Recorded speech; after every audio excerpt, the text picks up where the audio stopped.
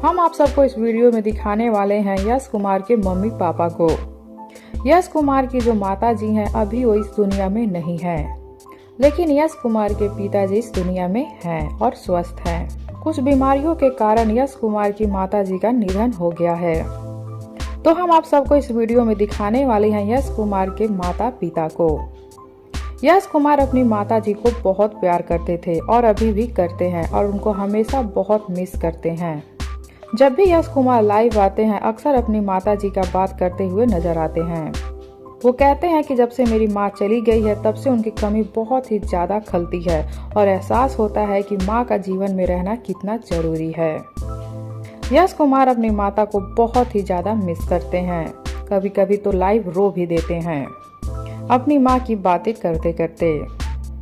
तो आप सब क्या कहना चाहते हैं यश कुमार के लिए, बताइए हमें नीचे कमेंट बॉक्स में। साथ ही वीडियो को लाइक कर लीजिए, चैनल को सब्सक्राइब कर लीजिए। वीडियो पसंद आया हो तो इसे ज़्यादा से ज़्यादा शेयर कीजिए।